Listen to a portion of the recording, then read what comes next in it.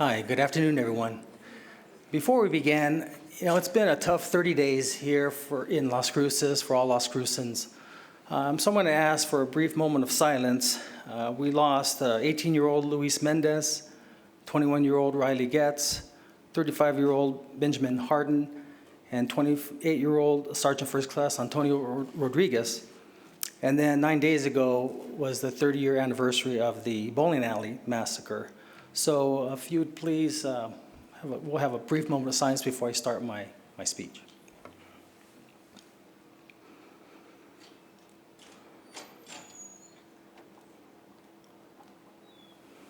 Thank you.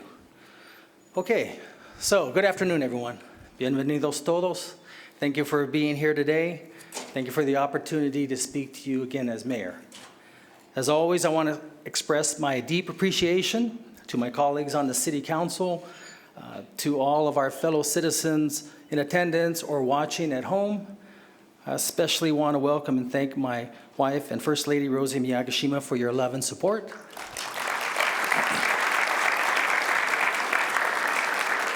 And we're joined today by our oldest son, John.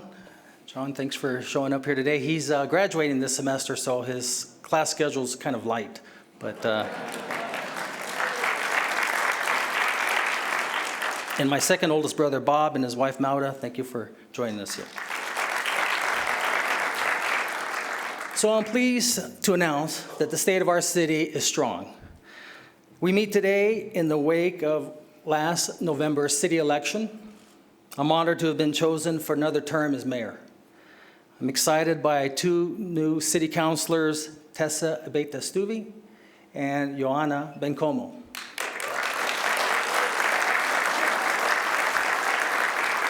As well as the re-election of Councilor Cassandra Gandara. She will be serving as Mayor Pro Tem, so congratulations, Mayor Pro Tem. We're sorry to lose Councilors Jack Ekman and Greg Smith, but grateful for their years of guidance. Fortunately, we will be able to work with Greg in his capacity as director of the Doña Ana Arts Council. Elections are a way in a democratic society that we choose our leaders.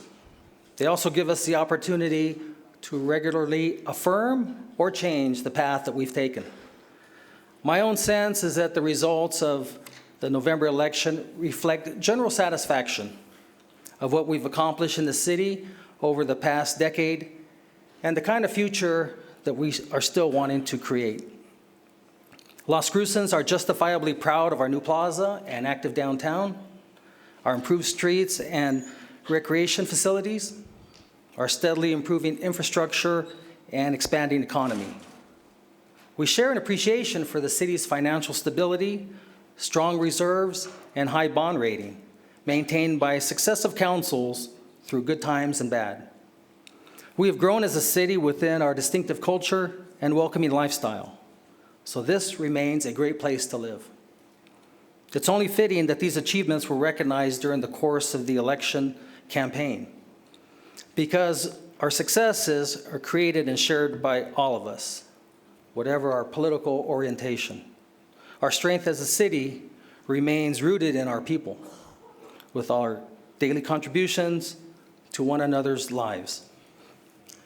And while candidates may have differed in approach and philosophy, there continues to be remarkable unanimity in what we want in our city. We all want good schools and safe neighborhoods. We all want opportunities to earn a living and facilities for public recreation. We want continued reinvestment in each other and quality of life, creating a platform for mutual support and individual expression with shared respect and high hopes for us all. I want to take a moment to not only welcome our school board who's with us here today, our new superintendent, and also the children of Central Elementary School who always attend ours.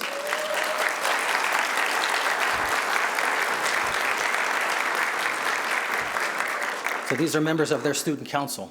So I don't know if they told you, but it's required that you come to our State of the City address. I would like to highlight today some of the areas that will be particularly important to us as a city in the coming months. A major task will be to hire a new city manager. One of the most important things we do as mayor and council.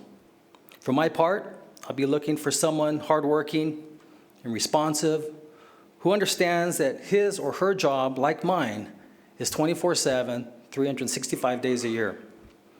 I want someone who will maintain our careful financial stewardship and understands what an advantage it gives us as a city. I want someone who will present clear pros and cons on every issue, and someone who works well with both our council, staff, and treating everyone with respect, high expectations, and a smile. Finally, I want someone who is thrilled beyond measure to be here and eager to be part of what we're doing here as the city.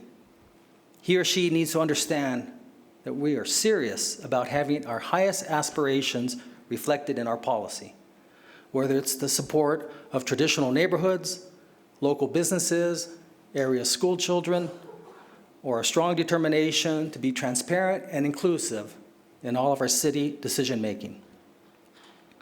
When I was first elected mayor, there was widespread concern about future growth and development and whether or not this city would remain a place that we still want to live. In recent years, we have dedicated ourselves to planning for the future, more intentionally building on the strengths and shared values of our community and reflecting a consensus of how we want our lives to be. This long-term commitment has culminated in the development of a new comprehensive plan for the city of Las Cruces, designed to shape and develop over the next 20 years. This plan, called Elevate Las Cruces, represents input gathered from over a year and a half of community meetings, public workshops, online surveys of residents, planning by consultants, and city staff, all aimed at agreement on what we want Las Cruces to look like in the future, and policy changes that need to be enacted to achieve that result. All of us, I think, are pleased by the results, especially with its emphasis on sustainable growth, quality of life, economic prosperity, and preservation of our natural environment. Of note, as we move forward toward final adoption, which we did yesterday, are discussions about how land within the city limits that is owned by the State Land Office will be treated for planning purposes. We look forward to working closely with the Land Office to make sure that development on these parcels occurs cooperatively and in ways supportive of the overall vision of the people of this community. In any case, completion of this plan was a Herculean effort, spearheaded and overseen throughout by the Comprehensive Plan Advisory Committee. Members of the committee are here with us today, and I'd like for them to stand and be recognized, and I have them over here. I'm going to start with Committee Chair and former Mayor Pro Tem Sharon Thomas,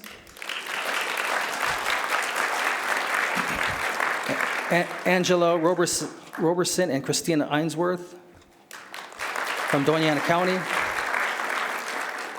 George Vescovo, he's not with us here today, but he said he's watching on TV, so let's all give a shout to George.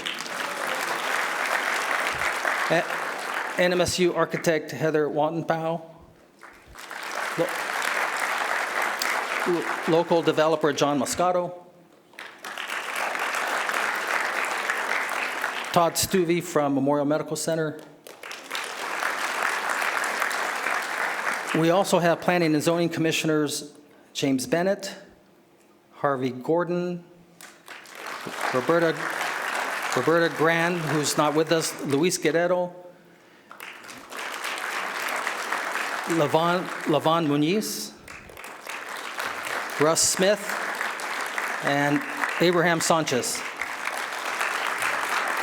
Thank you for all of your hard work on our behalf. There are, of course, as always, a wide variety of projects underway in the city, including those made possible by the GEO bonds that were approved over a year ago by our voters. Our city staff and councilors will be bringing forward many other important proposals to consider. I would like to take a moment to highlight a few specific areas for discussion today. initiatives that I believe will pay valuable dividends to our community for the years to come. The first is a more assertive role for the city in the development of affordable housing.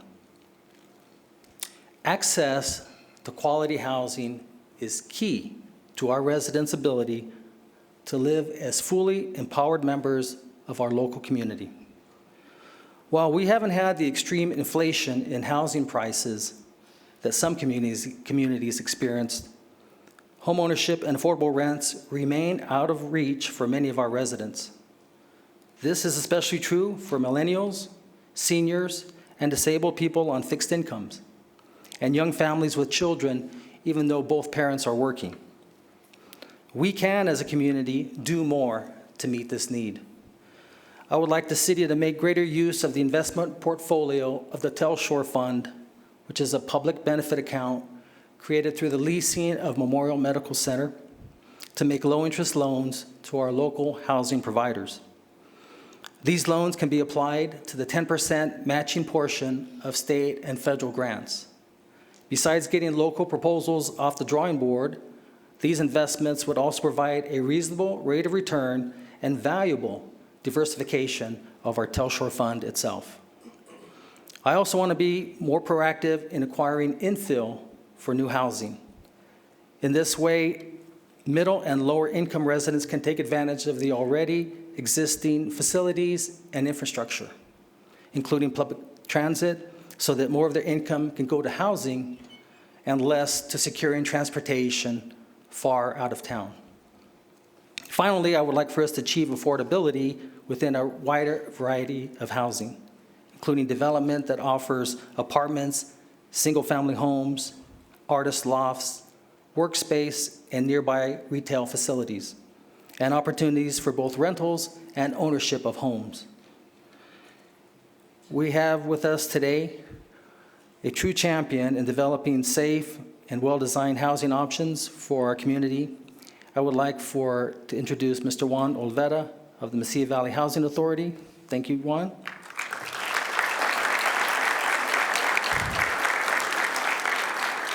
Another champion is Rose Garcia, who unfortunately was not able to be here today. But the two of them, I have to tell you, and thank you for your years of creativity for all that you do. I'm looking forward to working with these nonprofit leaders and our whole development community to provide an ever-expanding housing opportunities in the city of Las Cruces. A second area I would like to touch on briefly involves our development of 110 acres of prime real estate across from the Mountain View Regional Medical Center, land that Las Cruces acquired from the city of Albuquerque last year. This is a great project for us. Rental of commercial real estate along Loman Avenue will eventually provide hundreds of thousands of dollars annually in non-tax revenue for city activities. Non-commercial space can be developed as well, master plan for public process to include improvements like open areas, a nature park, and a model residential community.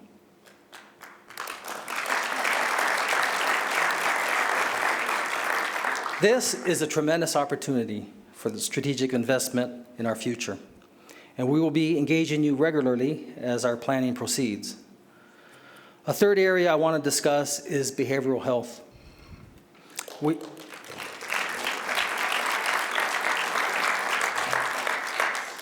We all have become more aware of the behavioral challenges facing many in our community and the role these challenges play in poor school performance, substance abuse, crime, homelessness, and reduced quality of life.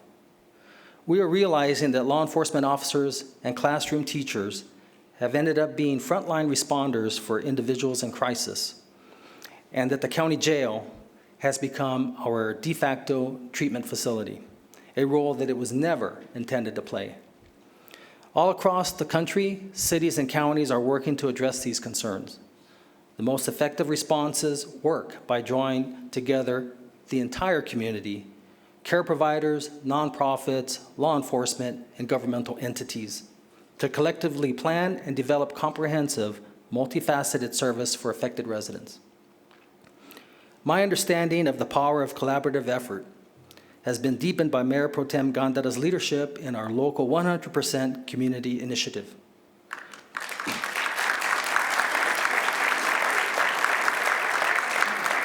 Focused on the lasting impact that trauma has on our children and their later lives, this fast-growing initiative has brought nonprofits, educators, individuals, and governmental agencies together around a single goal: ensuring that our children grow up trauma-free and thriving, poised for bright futures as adults.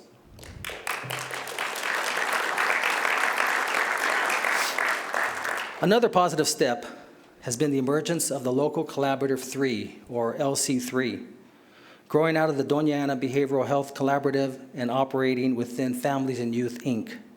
LC3 has taken on a role similar to be played by our local Success Partnership for Behavioral Health Education, the creation of a diverse cross-sector coalition to coordinate and align with a jointly developed plan and vision.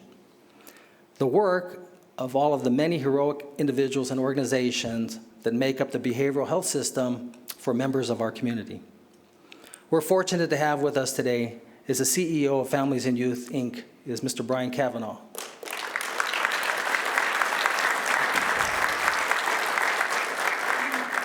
Along with him is Roseanne Vasquez, Clinical Director. Jolene Martinez, Collaborative Support Administrator.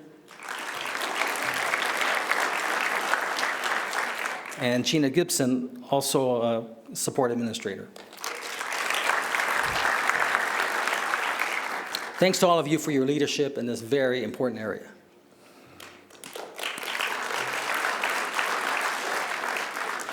In support of these initiatives and the larger goal of better coordination and planning services, I've asked Mayor Pro Tem Gandara to work with our own City Council, with Doña Ana County, with the villages of Anthony, Hatch, Mesilla, and Sunland Park to create a county-wide behavioral health district governed by a joint powers agreement among the various entities. This will allow us to better align governmental services and investments with the overall efforts of the larger behavioral health community to provide better service and outcomes for us all. A fourth initiative that I would like to describe is a concept first advanced a few years ago in the El Paseo Corridor blueprint and the development of a major commercial and transportation corridor along El Paseo and Main Street, linking the downtown with New Mexico State University and the Convention Center. What we envision is a vibrant corridor connecting residents, NMSU students, and visitors with downtown restaurants and brew pubs, shopping, museums, and cultural activities, the plaza, and community events. I, like community members and staff who created the blueprint, can easily imagine a paseo through the heart of our city, a well-landscaped thoroughfare with wide sidewalks for pedestrians, designated bike lanes, and leafy trees and shade structures along the way. Yes, I did say leafy trees, so we're going to get that this time. Key to corridor vibrancy, in my view, would also include frequent transit service back and forth between downtown and the Convention Center, with distinctive vehicles modeled after the trolley-like buses used in Scottsdale and other popular tourist destinations. Frequent, dependable transit would in turn stimulate even more activity along the corridor, including the development of student, millennial, and senior housing, and expanded opportunities for business and easy access for a growing workforce to staff those enterprises. At a City Council work session next Monday, we'll be discussing the El Paseo Corridor and these exciting possibilities right here in the council chambers at 1 o'clock, so I hope many of you will be able to attend. The final point I want to highlight today involves the positioning of the City of Las Cruces for real leadership in our country's transition to a low-carbon future. I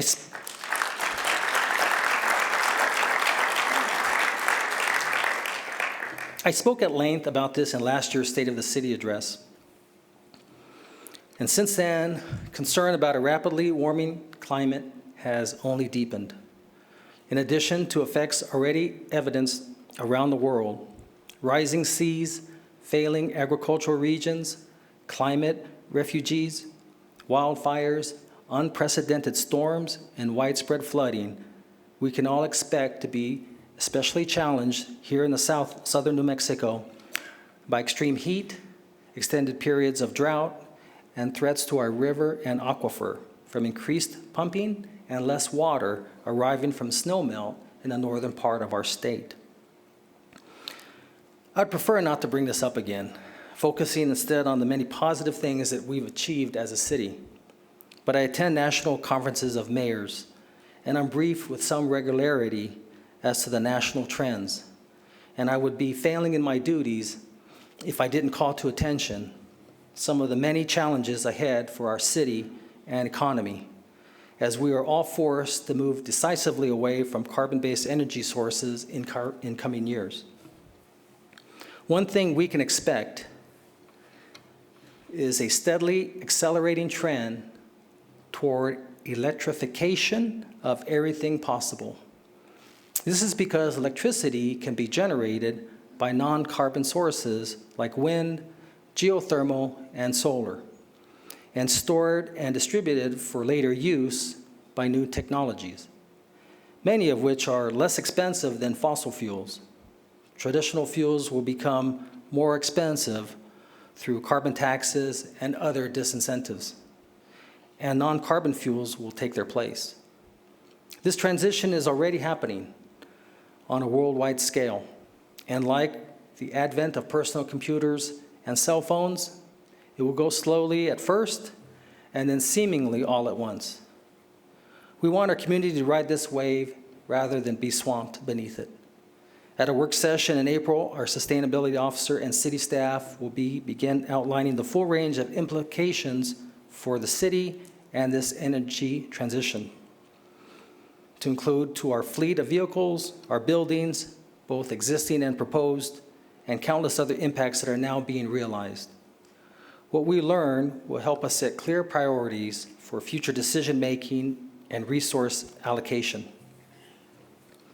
These challenges we need to anticipate and address for the future of our community. This will require not just technological advances, but a large-scale reorientation of the way that we relate to our natural world and to one another. It is also, in my view, a time of tremendous opportunity, given our abundance of sunlight and other non-carbon fuel sources, our local university's expertise in renewable technologies and desert agriculture, and our natural resilience as a culture and people.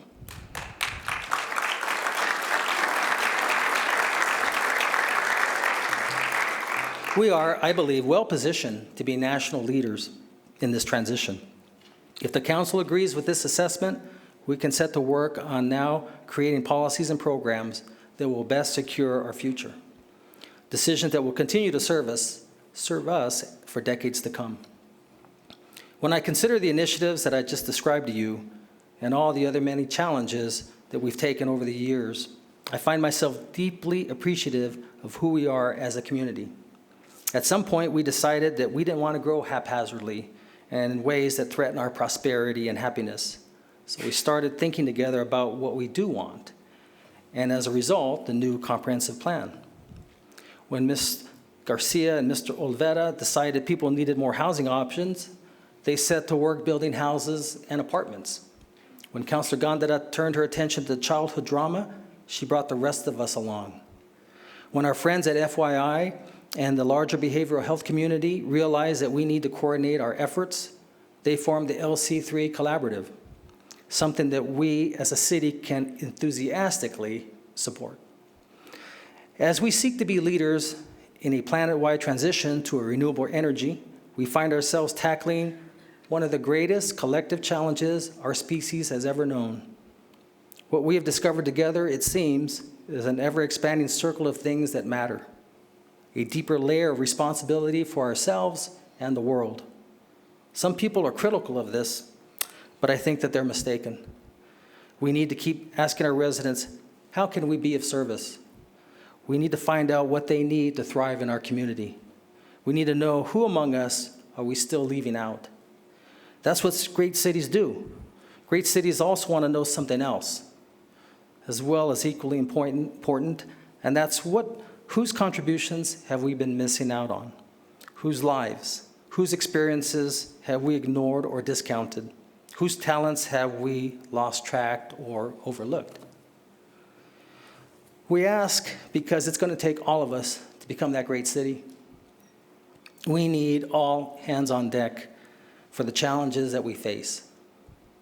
To succeed, we need to look past ourselves to our families and neighbors, to our coworkers and customers, to our children in our community, and eventually to all of their children. Yes, you all eventually will have children. And to those who struggle or seek refuge among us. To those of us who've lived here a day or all their lives. We stand here today with us, our city councilors, and I'd like for them to stand for a moment. We have Mayor Pro Tem Councilor Cassandra Gandara,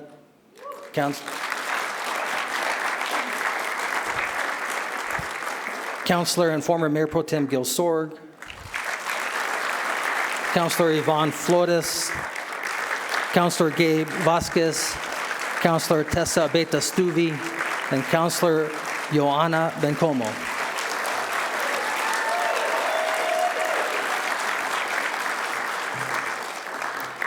Please take a moment to consider these people who represent us. There isn't a council in the country better than this one.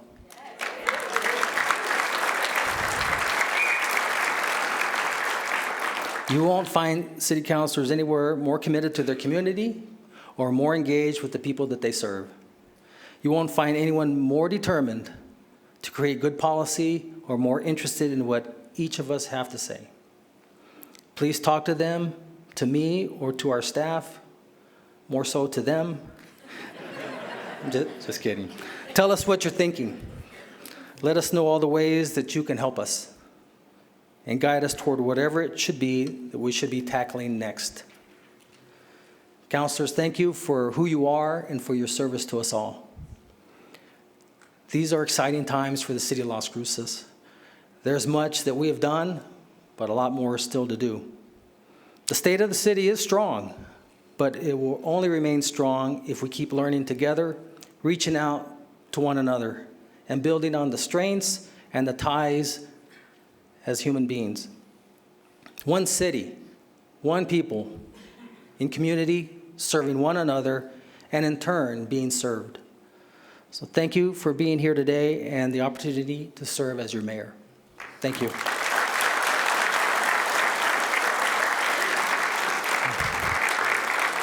Thank you very much. Thank you. Thanks. So before you all head out to get the steak and lobster that's outside, we have some dignitaries I'd like to, please be seated, I'd like to just recognize before they head out.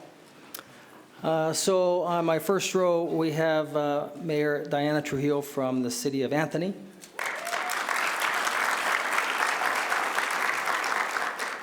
And with her guest, I'm sorry I didn't get your name. John? Joel. Okay, Joel. And then we have Rabbi Schmeckler back here. The next row, we have retired U.S. Ambassador Delano Lewis.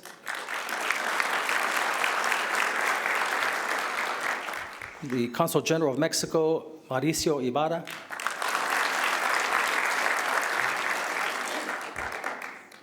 My second favorite mayor, Ruben Smith.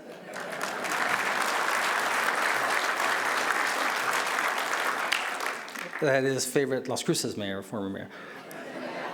Because next to him is Mayor Oscar Leeser of El Paso, and also former mayor of El Paso, John Cook. You know, a little something special you all probably weren't aware of. I lived for 2 years in Alamogordo as a child, first grade, second grade. I moved here in third grade, but the mayor of Alamogordo, Richard Boss, is with us here today. Mayor of Sunland Park, Javier Perea. And interestingly, he was our city attorney, but then he went on to greener pastures, retired Brigadier General Fermin Rubio.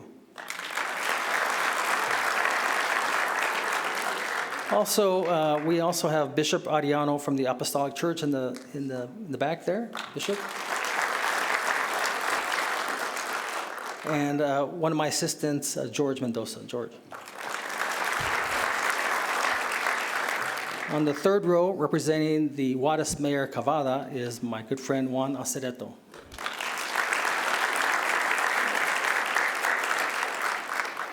District Attorney Mark D'Antonio. Chief Deputy District Attorney Gerald Byers.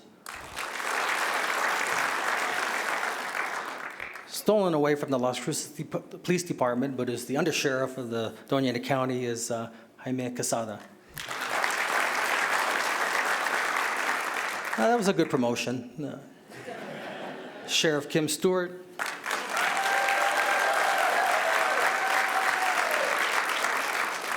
Commissioner Shannon Reynolds.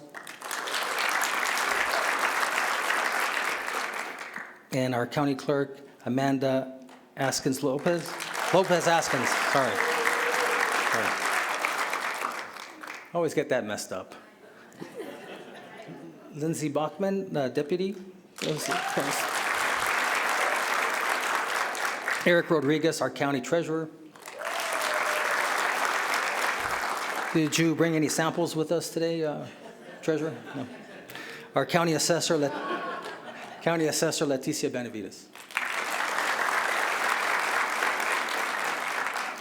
And on the second row, our good friend, Mr. Alfred Rux. He's a national board member of the NAACP. And local president of the NAACP is my good friend, Curtis Roseman.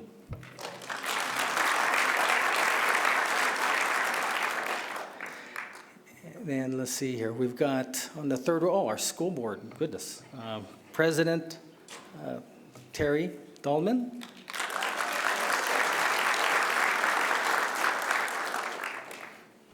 And our Vice President Maria Flores.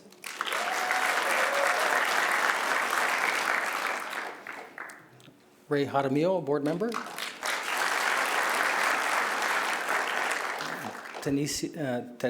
Teresa Tenorio?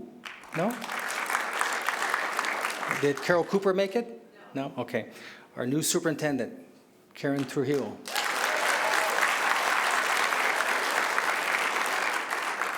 And Deputy Superintendent Gabe Hawkes. And former Mayor Pro Tem Emeritus, or retired Mayor Pro Tem Emeritus, Dolores Archuleta, and her daughter, Debbie.